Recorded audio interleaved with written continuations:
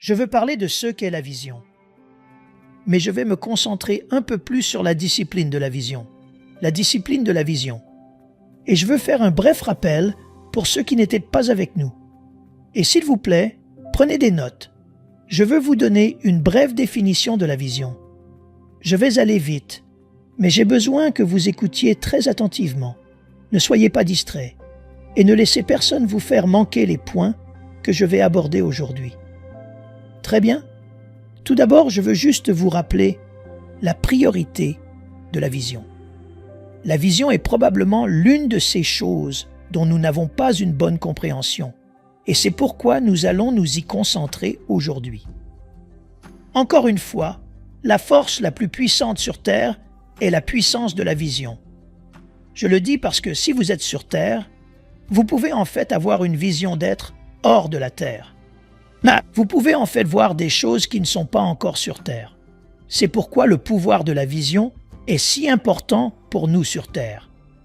Et deuxièmement, la vision est la capacité de littéralement voir l'invisible afin de le rendre possible. Elle vous donne le pouvoir de faire ce que les gens disent être impossible, parce que vous pouvez réellement voir ce qu'ils prétendent être impossible. Et une fois que vous pouvez voir quelque chose, vous pouvez le faire. La vision est également donnée à une personne, mais elle doit être réalisée par un peuple. L'une des choses que nous avons apprises dans cette série est que Dieu ne donne jamais de vision à un groupe de personnes. La Bible ne donne aucune preuve nulle part où Dieu a donné une vision à un groupe de personnes. Il donne toujours une vision à des individus. Vous-même avez une vision personnelle, mais il y a des visions privées. Puis il y a des visions communes qui sont données par Dieu. Les visions communes sont données à une personne pour être réalisées par un peuple.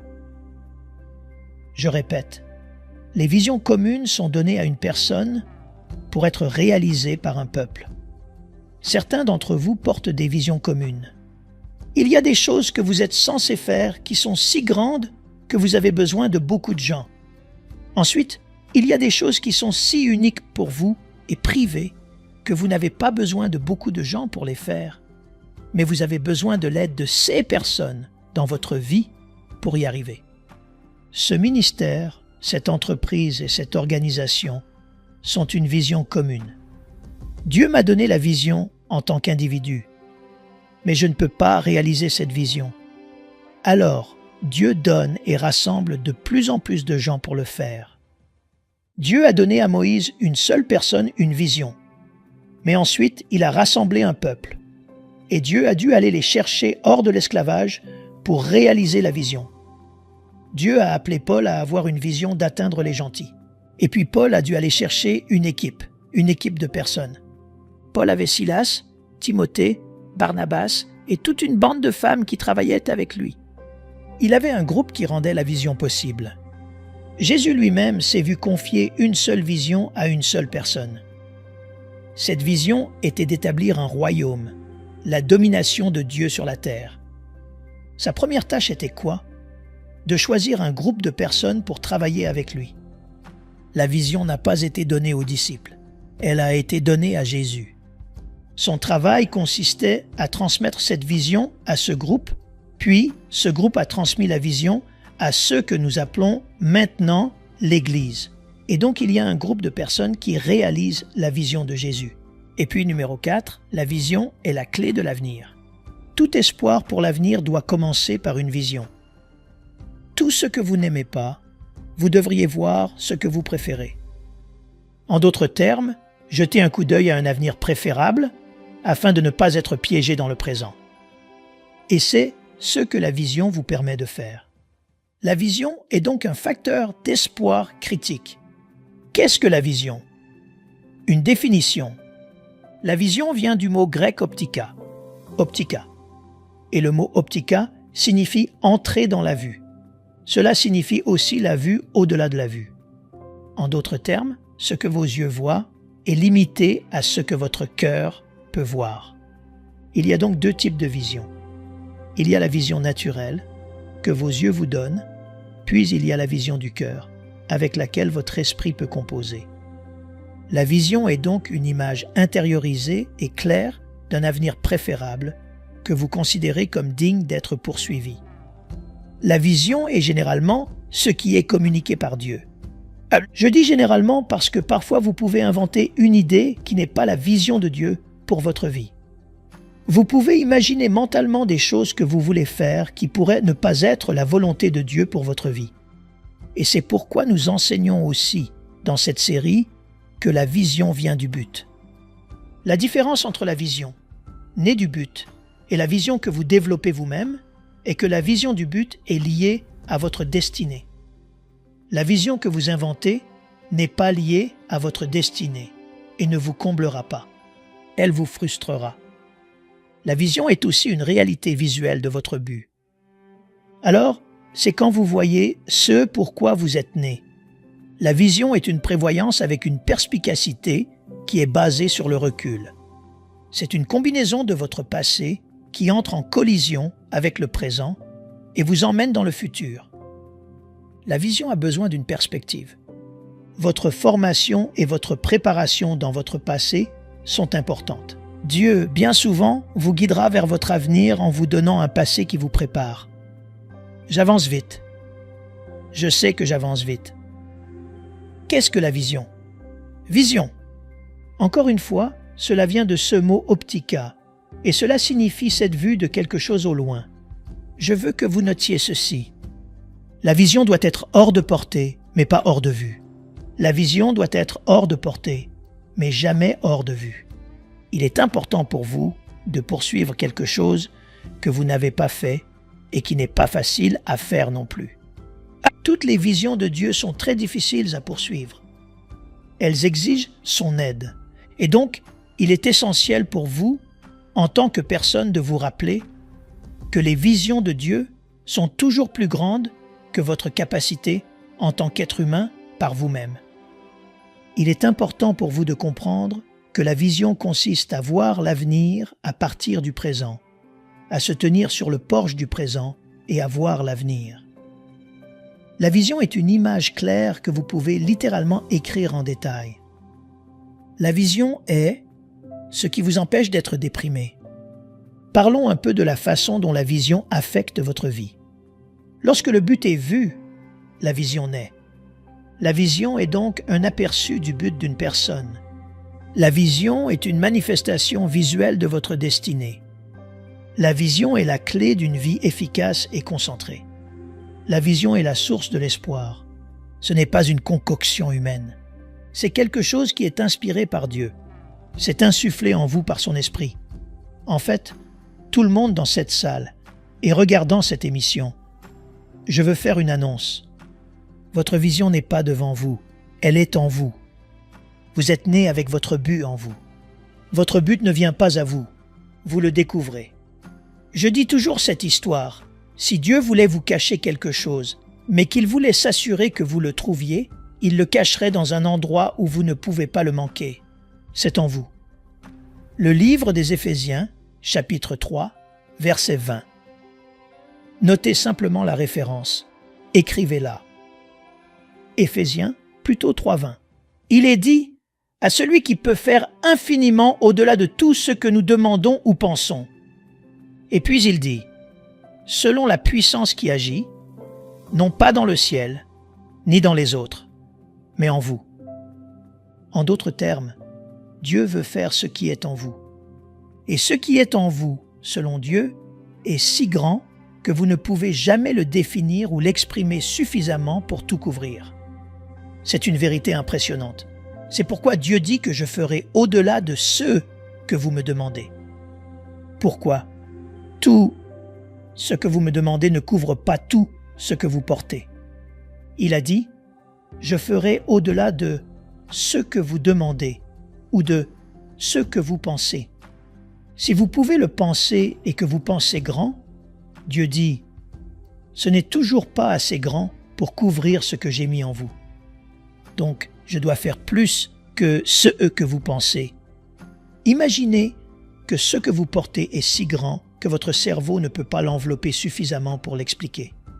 Votre grand rêve ne menacera jamais Dieu, car si c'est son rêve et que vous lui en parlez, en ce qui le concerne, votre cerveau est tellement incapable de le définir et de le décrire qu'il doit toujours faire au-delà de ce que vous demandez ou pensez.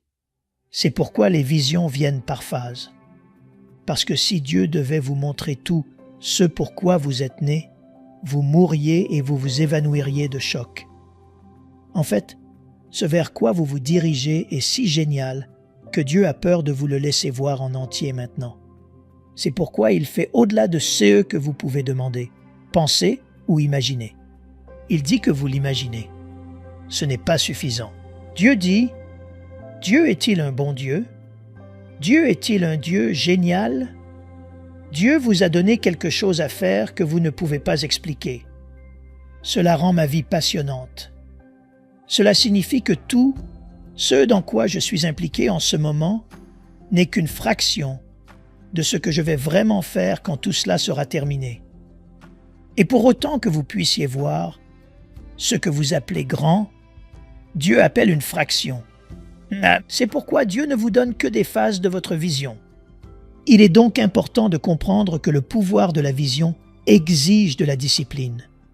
Et c'est là que nous en sommes dans cette session. En ce moment, nous traitons du pouvoir de la discipline de la vision, troisième partie. Nous allons nous concentrer sur le pouvoir de contrôle de la vision. Quand vous recevez une vision de Dieu, cette vision prend le contrôle de votre vie. Je veux que vous notiez quelques listes.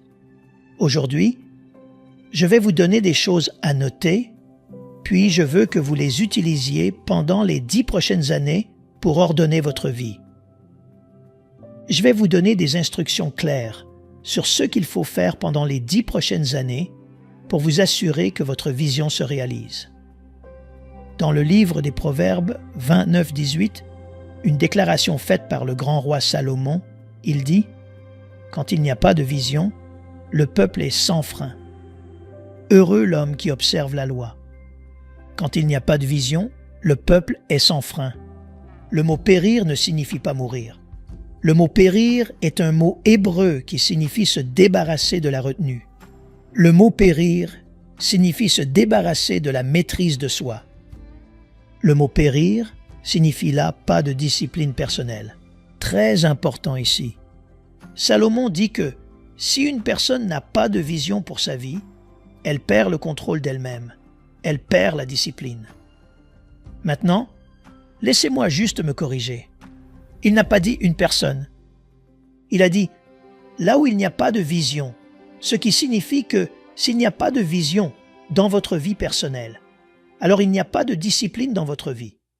S'il n'y a pas de vision dans votre communauté, alors il n'y a pas de discipline dans votre communauté.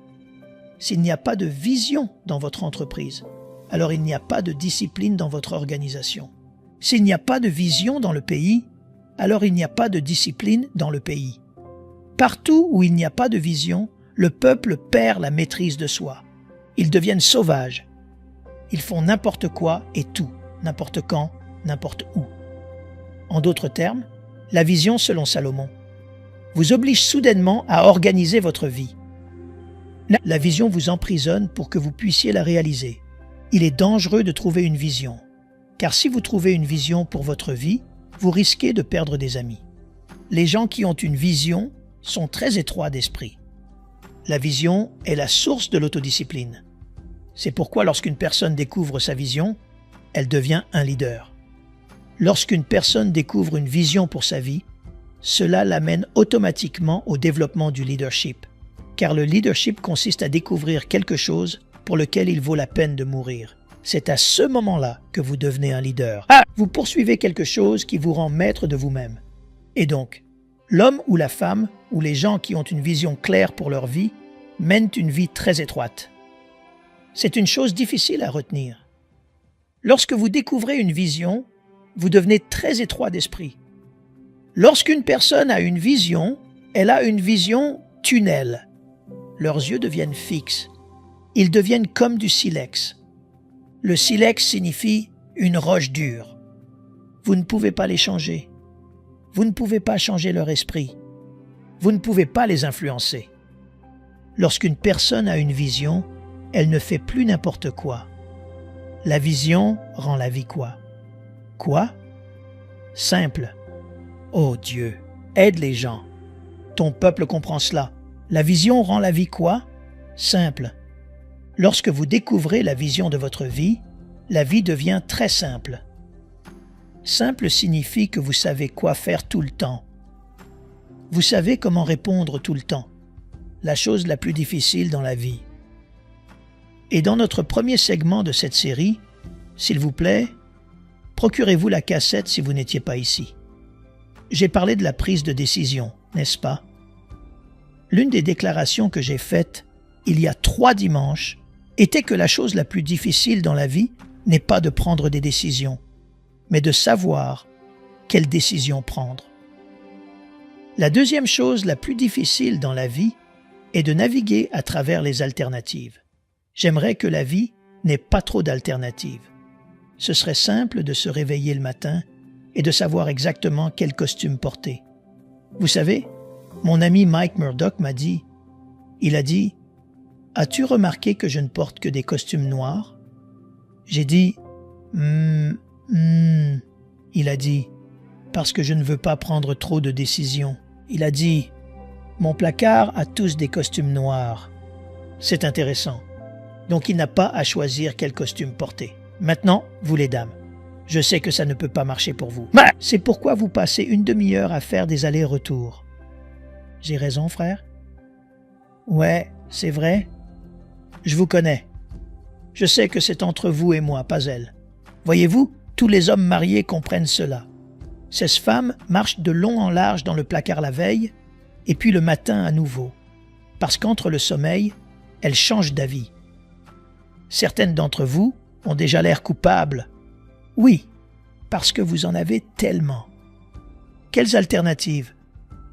Voyez-vous, la vie n'est plus simple pour s'habiller. La vision rend votre placard d'une seule couleur. Pas littéralement. S'il vous plaît, d'accord, ne paniquez pas. En d'autres termes, la vision enlève toutes les autres distractions. Donc vous vous concentrez sur une seule chose. Et cela rend la vie quoi? Simple. Donc quand les gens vous demandent de vous impliquer dans des choses, votre première référence est « maintenant ». Est-ce en ligne avec ma vision? Notez ceci. La vision vous protège de faire de bonnes choses. La plus grande arme de Satan n'est pas de vous faire faire de mauvaises choses. La plus grande arme de l'adversaire contre votre vie est de vous faire participer à de bonnes choses qui ne sont pas les bonnes choses à faire pour vous. La vision vous dit ce qui est juste. La vie vous donne ce qui est bon. Et jusqu'à ce que vous trouviez la vision, vous ferez beaucoup de bonnes choses qui ne sont pas bonnes pour vous. Et donc, vous finissez par être occupé, mais pas efficace. La vie ne consiste pas à être occupé. La vie consiste à être efficace. Parfois, les gens se demandent pourquoi je nomme les choses. Vous savez, notre programme à la télévision s'appelle « Vivre efficacement ». Pourquoi? Parce que les gens ne vivent pas efficacement, Mandy. Occupés à aller travailler, à travailler, à travailler, et n'accomplissant rien. Qu'est-ce qui est efficace? Très bien. Parlons un peu alors de la façon dont la vision discipline votre vie. J'ai fait ce commentaire. Je veux le répéter, à savoir que vous n'êtes pas né pour tout faire. Tout le monde dit « Louez le Seigneur ». Levez la main. Dites « Louez le Seigneur ». Voyez-vous, vous devez le faire avec un sentiment. Dites « Louez le Seigneur ». N'est-ce pas une bonne nouvelle? Vous n'êtes pas né pour faire quoi? Tout. Cette chose m'a libéré il y a des années. Parce que si vous êtes impliqué dans tellement de choses que vous ne faites pas grand-chose, vous êtes une personne inutile. Avez-vous déjà vu un oiseau essayer d'être un cheval?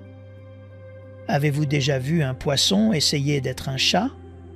Vous devriez me parler? Non. Vous êtes sûr? Avez-vous déjà vu une vache essayer d'être un oiseau? Non. Nous sommes les seules créatures qui n'arrêtent pas d'essayer d'être d'autres personnes. Un oiseau est perfectionné dans le volume parce que c'est tout ce qu'il fait. Un poisson est perfectionné dans la nage. C'est tout ce qu'il fait. Mais nous, notre nom est Jack. Ouais? Qui est Jack? S'il vous plaît, mettez l'écran, s'il vous plaît. Merci beaucoup. Jack a tout faire et maître de quoi? Rien. Laissez-moi vous dire quelque chose de très important. Notez à nouveau le mot domination. Revenons à ce mot une seconde. Tout le monde dit domination. Notez-le à nouveau, parce que vous devez vous rappeler. Ne gaspillez pas une autre année. Je vais vous bénir aujourd'hui. Vous avez été créés pour vous concentrer et pour être une concentration. Le mot domination est le mot utilisé par Dieu pour décrire pourquoi il vous a fait. Dieu a dit « Faisons l'homme à notre image, à notre ressemblance, et que chacun d'eux domine sur la terre. » Le mot domination signifie gouverner, diriger, conduire. Mais cela signifie aussi en hébreu maîtriser. Notez-le, maîtriser. Dieu a dit qu'ils aient la maîtrise. En d'autres termes, vous êtes né pour maîtriser quelque chose. Quiconque maîtrise quelque chose sera recherché. C'est pourquoi vous devez rester dans ce pourquoi vous êtes doué. C'est pourquoi il continue à venir vers vous. Vous courez tant que vous voyez. Le problème est que si vous courez, vous serez déprimé. Et si vous restez fidèle, vous serez poursuivi. Je veux que vous preniez un oiseau une fois. Essayez ceci. D'accord? Non, n'essayez pas cela. Mais j'ai essayé une fois quand j'étais enfant à Baintown, aux Bahamas. Mon frère est assis ici quelque part. Il avait des pigeons. Il avait l'habitude de garder des pigeons, de pauvres pigeons. Il les mettait dans des cages, de pauvres pigeons. Que le Seigneur ait pitié de ton âme. Ils étaient nés pour voler, mais il les enfermait dans des cages. Un jour, j'ai mis ma main dans cette cage et j'ai sorti un pigeon. Joli petit oiseau. Et il y avait un grand bac d'eau en étain dans la cour qui recueillait l'eau de pluie. Et je me suis dit, je me demande ce que les oiseaux feraient si on les mettait sous l'eau, n'est-ce pas? Mais écoutez, ne me regardez pas. Vous avez tous fait ça aussi, ou du moins vous y avez pensé. J'ai mis l'oiseau dans l'eau et l'oiseau a commencé à trembler et au bout d'un moment il s'est détendu et j'ai dit « Oh, c'est ce que font les oiseaux. Ils se détendent sous l'eau. » Quand j'ai sorti l'oiseau, il était très détendu. Juste. Et je pensais enfant qu'il avait sommeil. Alors j'ai décidé de le réveiller. J'essaie encore de le réveiller après fortillant. Pourquoi cet oiseau est-il mort? J'ai mis cet oiseau dans quelque chose pour lequel il n'était pas créé. C'est pourquoi, quand vous ne trouvez pas votre place dans la maîtrise, ce que vous faites vous tue. Le but préserve votre vie. Ce qui vous garde en vie, c'est de rester dans votre maîtrise. Tout, ce que vous maîtrisez vous rend précieux. Notez cette déclaration. Ne cherchez pas le succès. Cherchez à être précieux. Ne cherchez pas à réussir. Cherchez à vous rendre précieux. Les gens recherchent la valeur. C'est ce sur quoi ils dépensent leur argent. Et la seule façon de devenir précieux est de se concentrer, de maîtriser quelque chose, devenir connu pour quelque chose, et les gens paieront pour cela. Ce pourquoi vous êtes doué est la clé de votre processus, de votre progrès et de votre prospérité. Votre vision fait de vous un maître. La vision est la capacité de voir au-delà du présent, de créer ce qui existe, mais qui ne peut être vu. Une fois que vous voyez où Dieu vous a donné naissance, alors vous commencez à faire tout ce qui est nécessaire pour vous préparer à y aller. Je dis préparez-vous à y aller. Vous ne vous réveillez pas le matin et atteignez votre vision, mais vous vous préparez à y aller. Maintenant, la vision est le principal moteur de toute action qu'un être humain entreprend. Ça devrait l'être. Et ce que cette déclaration signifie, c'est que chaque acte que vous faites dans une journée devrait être d'une certaine manière lié à la raison pour laquelle vous êtes né. Chaque acte. La vision devrait être le but de votre activité dans ce ministère. Tout dans ce ministère, je dois continuer à vérifier pour m'assurer que cela nous mène à aider les gens à découvrir leur but, à découvrir leur potentiel et à découvrir leur leadership. Tout ce que nous faisons doit toujours être guidé par cette seule mission. Nous ne sommes pas votre église moyenne. Donc, si vous voulez une église moyenne, vous devez aller dans une autre église. Et je ne me sens pas mal. Si vous partez, Dieu peut vous bénir à beaucoup d'endroits, Mais si vous voulez devenir un leader qui change le monde et qui a un impact, c'est votre maison. Si vous voulez vivre une vie qui fait une différence, non seulement dans la maison, mais aussi dans le monde, c'est l'endroit pour vous. Si vous voulez vivre une vie qui fait une différence et pas seulement faire un profit, c'est l'endroit pour vous.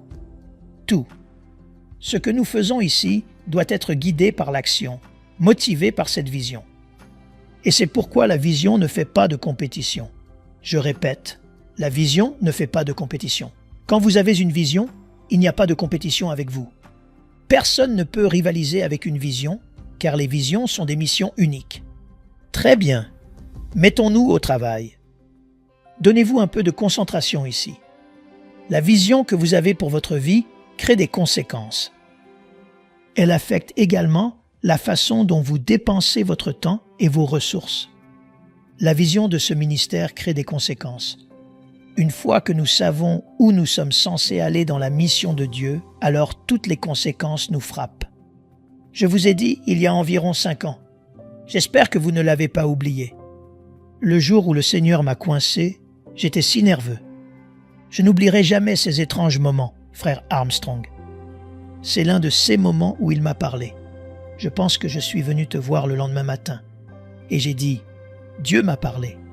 Le Seigneur m'a dit, il a dit, écoute, il a dit, je ne veux pas que tu formes seulement des leaders. Je veux que toute l'organisation soit un leader. Je ne sais pas si vous comprenez cette mission. J'ai commencé à discuter avec Dieu.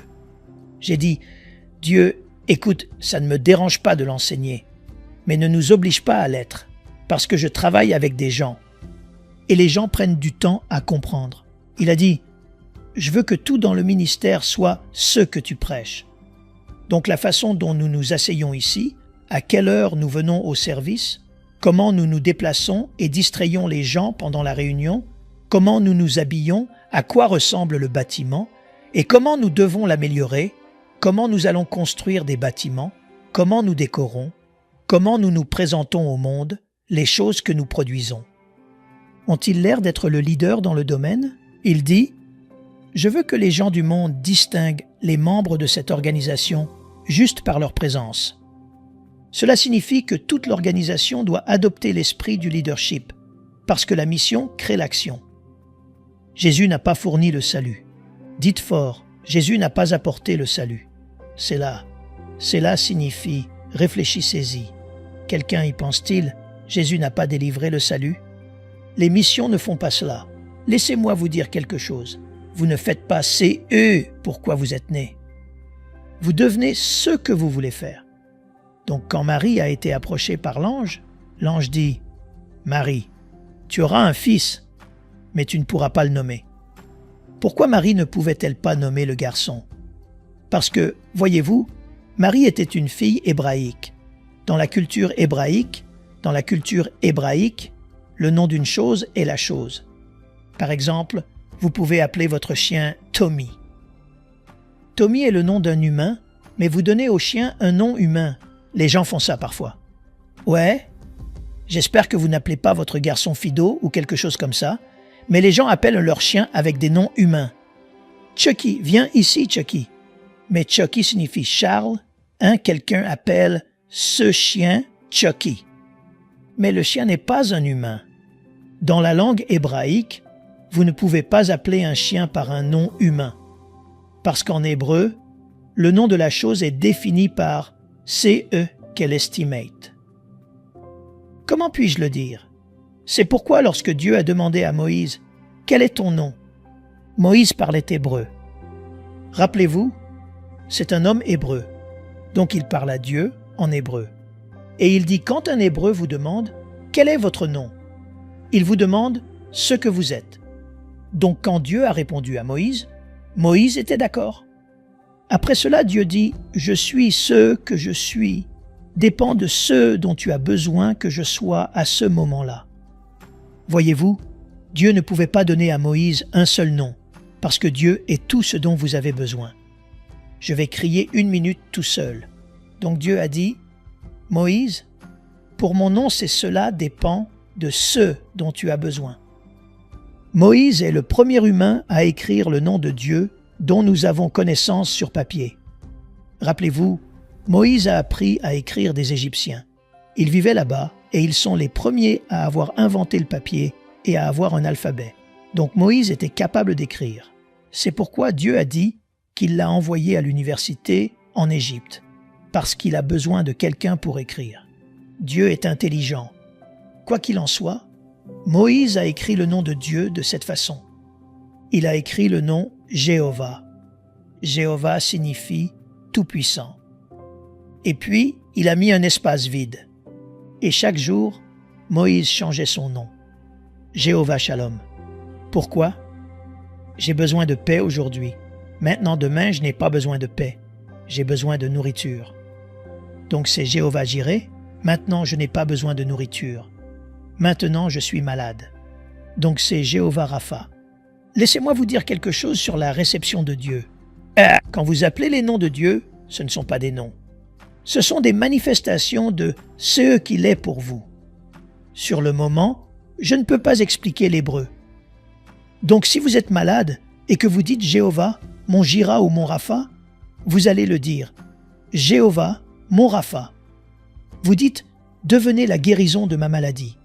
Et Dieu devient littéralement la guérison là où se trouve votre maladie. C'est peut-être pour ça que vous n'êtes pas encore complètement guéri, parce que vous continuez à l'utiliser comme un nom. C'est une sorte de titre ou d'étiquette. Ce n'est pas une étiquette, c'est une appropriation de son moi manifesté. Il est son nom. Maintenant, revenons à Jésus. Alors l'ange a dit, « Marie, tu peux avoir un enfant. Tu ne le nommeras pas parce que tu ne sais pas qui il estimate. » Et puis l'ange l'a nommé. Il s'appellera Yeshua, mot hébreu pour sauveur. Regardez ça. Puis l'ange dit, « Car il sauvera le peuple de ses péchés. » C'est lourd. Il sera le salut parce que c'est ce qu'il fera. Certains d'entre vous vont le comprendre dans une minute. Il ne vient pas en tant que personne, puis il vient avec cette mission de salut, puis il le fait, et puis il part. Non. Quel que soit votre but dans la vie, c'est CE que vous êtes. Certains d'entre vous vont l'avoir. Écoutez cette déclaration. Éphésiens, chapitre 2, verset 10. Vous êtes son ouvrage. Cela signifie qu'il a travaillé cela. Il a construit ce produit, créé à l'image de Christ Jésus, pour faire de bonnes œuvres qui ont été créées pour vous avant le commencement du monde. Il vous a façonné pour les œuvres. Il vous a conçu pour les œuvres. Il vous a construit pour les œuvres. Donc si vous ne faites pas les œuvres, vous fonctionnez mal. Un poisson a été construit pour nager. S'il essaie de voler, il meurt. Si vous essayez de faire ce pourquoi vous n'êtes pas né, cela vous tuera. Jésus ne pouvait rien faire d'autre que sauver. C'est pourquoi il a dû être appelé sauveur. Maintenant, le mot sauveur est un mot étrange. Cela signifie entier. L-U-H-O-L-E. Entier. Il est venu pour vous rendre entier. Donc si vous allez bien financièrement, mais que vous êtes physiquement en désordre quand Jésus entre dans votre environnement, il s'occupe aussi de la maladie. Vous comprenez? Parce que c'est eux qui l'estimated. S'il vient à vous et que vous n'êtes pas entier quand il part, vous êtes censé l'être. Parce que tout son être est l'intégrité et son activité est l'intégrité et il rend les gens entiers. C'est eux qui l'estimate. Seigneur, aie pitié. Donc la Bible dit qu'il n'y a qu'un seul nom sous le ciel par lequel les hommes seront rendus entiers, et c'est le nom de Jésus. Pourquoi est-il le seul? Parce qu'il l'est. Il est le salut. Puis-je entendre un amen? J'apprécie Bouddha, mais son nom n'était pas Yeshua. J'apprécie Mohammed, grand prophète, mais son nom n'était pas Yeshua.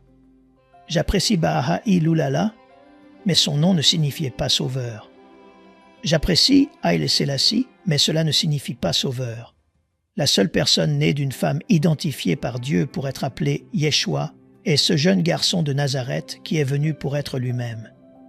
Laissez-moi vous dire quelque chose. Sauvé, c'était le Christ étant lui-même. Battez des mains et louez son nom, ô Seigneur. Aie pitié. Que chacun dise être soi-même. Cela signifie que lorsque Jésus guérissait les gens, ce n'était pas du bonus.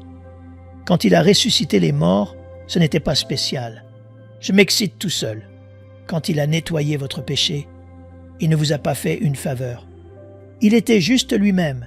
Criez pour moi une seconde. Le salut pour lui est être naturel. C'est pourquoi vous ne pouvez pas avoir une rencontre avec Jésus et repartir de la même manière que vous êtes venu. Parce que quand il vous touche, vous devenez entier. Notez le mot humble. Humble. Que chacun dise humble. Le mot humble vient du mot humilité. Notez le mot humilité. Le mot humilité vient du mot humus. Notez le mot humus. Humus. Le mot humus signifie terre et rester avec moi, être humble, signifie simplement être terrien. Cela signifie être terre à terre. Cela signifie être soi-même. Donc, quand vous dites à quelqu'un que vous êtes humble, cela signifie simplement que quoi que je fasse, c'est moi. Maintenant, laissez-moi vous dire pourquoi c'est important. Vous pensez que Jésus fait des trucs et nous disons « Wow » et il dit « Je suis juste moi-même ». Quand vous commencez à faire « CE », pourquoi vous êtes né, et que les gens sont impressionnés et veulent vous prendre en photo et mettre des placards au mur et vous donner des trophées et tout ça, devinez quoi? Il vous donne littéralement ces choses pour être vous-même. Laissez-moi vous dire ce qui rend les gens fiers.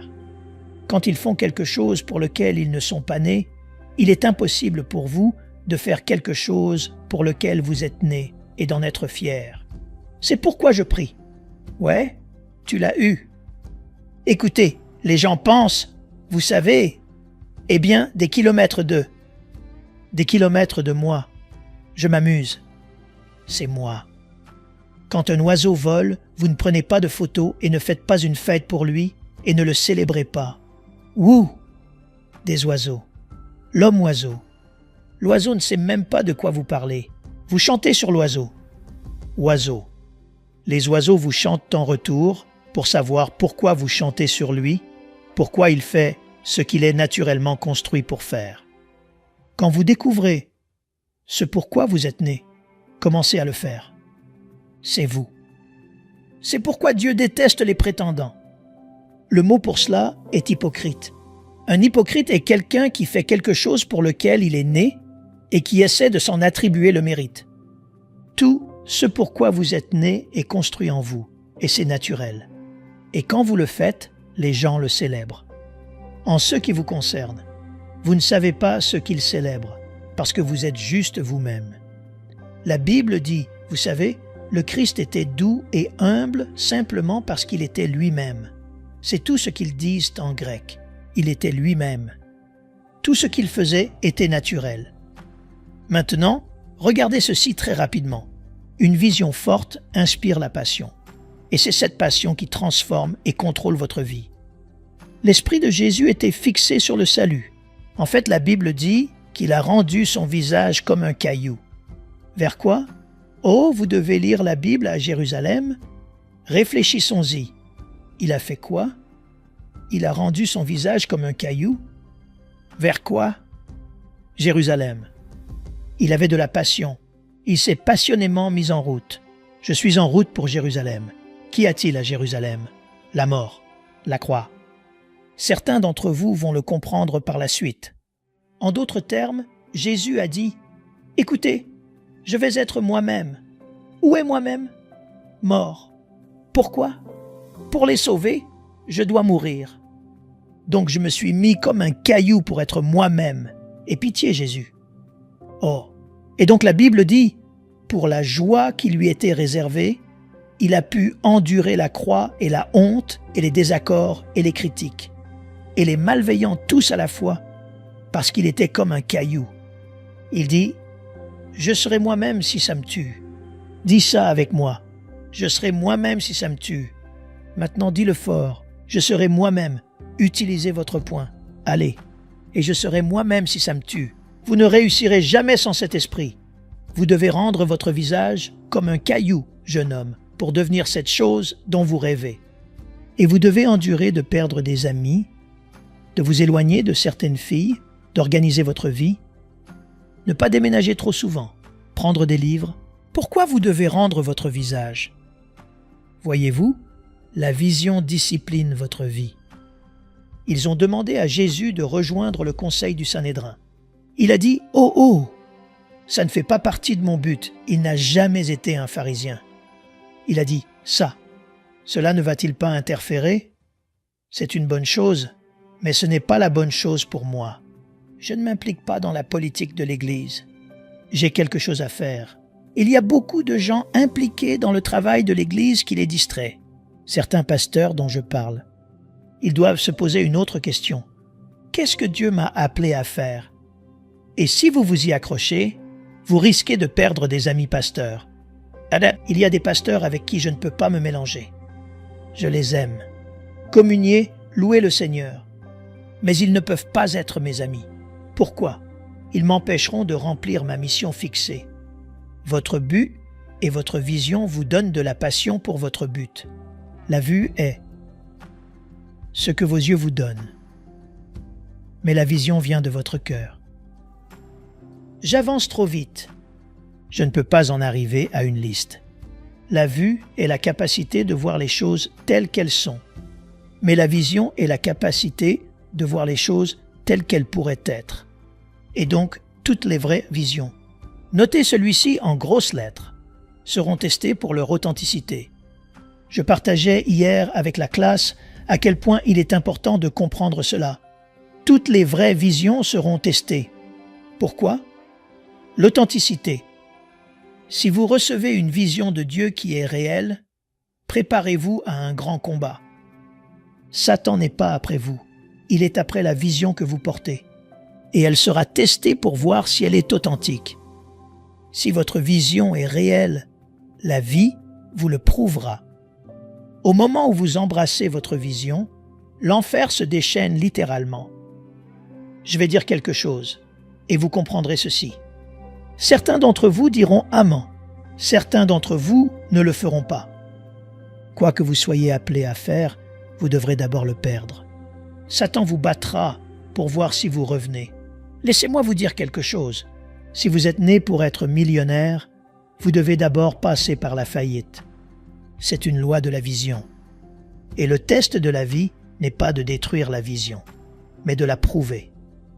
Si le test détruit votre vision, elle ne venait probablement pas de Dieu en premier lieu. Si elle vient de Dieu, elle sera testée pour s'assurer. C'est quoi? Authentique? Ce ministère a subi un certain nombre de tests, a subi des critiques. Nous avions l'habitude d'être une secte. J'étais un voleur. Probablement que je le suis toujours. Pour certaines personnes, oui. Mais vous devez voir le test. Il vient pour voir si vous croyez ce que vous prétendez croire. Vous devez y croire à travers la tempête. Vous devez y croire à travers l'abandon des gens. Vous devez y croire en étant fauché. Vous devez y croire en perdant le bâtiment pendant un moment. Vous devez y croire en ayant votre maison saisie. Les visions de Dieu sont plus puissantes que la saisie. Battez des mains une fois, louez Dieu. Vous pourriez tout perdre avant de tout gagner. C'est comme ça que ça marche, pour prouver l'authenticité. Certains d'entre vous ont des histoires dont vous pourriez parler. Je sais que vous avez des histoires. Laissez-moi juste vous avertir. Chaque nouvelle phase doit avoir son propre test. Donc parce que vous passez le premier obstacle et que vous êtes heureux, laissez-moi vous dire quelque chose. Dès que vous annoncez le suivant, les gens se réveillent de lieux dont vous ne saviez même pas qu'ils dormaient. Vos meilleurs amis deviennent vos plus grands problèmes. Même votre famille se retourne contre vous. Toutes sortes de choses. Au moment où vous commencez à appuyer, voici le test pour prouver que c'est réel. Et quand vous passez à travers, alors vous avez un témoignage.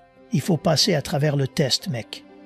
Dites à votre voisin, passez à travers le test pour obtenir un témoignage. Dieu permet le test pour vous prouver la vision, pas à lui. Il sait que c'est la sienne. Vous ne savez pas que c'est la sienne. Oh, au fait, laissez-moi vous donner un autre avertissement, s'il vous plaît. Pour ces principes scripturaires, chaque fois que vous annoncez une vision, la sentez longtemps. Si vous ne voulez pas d'ennui, gardez votre vision pour vous. au moment où vous annoncez « Je vais faire ceci ». Dès que vous annoncez, tenez-vous comme ceci, préparez-vous. Prenez une bonne position, puis annoncez-le. Parce que voici tous les démons de l'enfer est dans votre maison. Cela inclut la maison de Dieu. Préparez-vous à la tempête. Le test est en cours, et je passe à travers. Ne vous inquiétez pas de perdre trop. Cela fait partie du processus. Il a tout perdu et est revenu d'entre les morts. Louez Dieu! Vous revenez. Ne vous inquiétez pas de perdre votre maison. Cela fait partie du processus. Perdre la voiture, perdre le travail, perdre votre compte bancaire. Peut-être que vous devez faire faillite. Permettez-moi de vous dire quelque chose. Votre vision est plus grande que la faillite, parce que c'est une vision de Dieu. Même si vous perdez le bâtiment, la vision ne mourra pas. Même si nous perdons notre lieu de rencontre ici, la vision ne mourra pas. Même si vous perdez votre maison, votre vision ne mourra pas. Même si vous perdez votre voiture, la vision ne mourra pas. La vision de Dieu survit au test. Alors accrochez-vous à elle, accrochez-vous à la vision. Traversez la tempête. Vous revenez 2 fois mieux qu'avant de partir. Vous revenez 2 fois plus beau qu'avant de partir. Vous revenez avec plus que vous n'avez jamais eu. Tu reviens. Tu reviens, dit le Seigneur. Oh, j'ai eu une prophétie de Dieu disant que tu reviens. Gloire, alléluia. Je sais qu'ils te disent que c'est fini, mais je te dis maintenant, ce n'est pas fini. Te dire d'abandonner, et tu ne vas pas abandonner, parce que tu crois en la vision que Dieu t'a donnée. Crier quelqu'un et louer son nom. Parfois, tu dois louer à nouveau. Mais tu dois louer à nouveau pour pouvoir posséder 2 fois plus. Je vous dis que Dieu est sur le point de vous faire traverser des choses qui vont rendre le diable tellement honteux. Je sens l'Esprit de Dieu dire « Prépare-toi à te lever et à sortir de cette chose. Tu sors de ce problème dans lequel tu as été. L'Esprit de Dieu est sur moi. Je prophétise que chaque test qui est venu contre vous, vous les réussirez et vous rendrez le diable honteux et vous rendrez gloire à Dieu, dit le Seigneur. Vous glorifierez mon nom, non pas dans les bons moments, mais dans les mauvais moments. Je serai glorifié dans votre vie. C'est dans les moments difficiles que je vous fais briller, dit le Seigneur. Je suis sur le point de vous montrer, dit le Seigneur. Je suis sur le point de vous mettre à nu. Les laisser voir. Ce que je peux faire avec quelqu'un que les gens ont oublié et qu'ils ignorent. Je vais reconstruire en vous un esprit de victoire. Je vais vous rendre ce que vous avez perdu 7 fois plus. Vous devriez crier, vous lever et crier quelqu'un. Dieu va faire que cela arrive. Il commencera un bon travail en vous. Il va le terminer. Ça va être authentique. Ça ne va pas être un faux, ça va être réel. Prouvez que ce que Dieu vous a dit est réel. Ce n'est pas un faux. Nous aimerions vous donner l'opportunité de faire de Jésus le Seigneur de votre vie. Voulez-vous bien prier avec moi? Dites Seigneur Jésus, je me repens de mes péchés. Viens dans mon cœur. Je fais de toi mon Seigneur et Sauveur. Et merci Seigneur pour le baptême du Saint-Esprit en moi. Dans le nom de Jésus. Par cette simple prière, nous croyons que le Saint-Esprit vous conduit sur le chemin de la nouvelle naissance. Allez dans une bonne église dont le fondement est la parole de Dieu, passez par les eaux du baptême et donnez à Dieu la première place. Nous espérons de tout cœur que ce message vous encouragera. Si vous connaissez quelqu'un qui puisse être encouragé, s'il vous plaît, envoyez-le lui pour nous aider à atteindre plus de gens et à propager l'Évangile. Édifions le corps de Christ ensemble. Appuyez sur la cloche des notifications et merci infiniment de nous soutenir en vous abonnant à notre chaîne. N'hésitez pas à laisser vos requêtes de prière dans la section des commentaires. Sachez que même si vous ne voyez pas de réponse à votre requête, que ce soit sur YouTube, email, Facebook ou sur Messenger, nous avons prié pour vous. Nous invitons humblement le corps de Christ à soutenir chaque requête en écrivant une prière dans la section commentaires. Tenez-vous ferme dans la foi avec nous pendant que nous prions. Que la grâce et la paix du Seigneur Jésus-Christ soient avec vous tous et qu'il vous bénisse merveilleusement.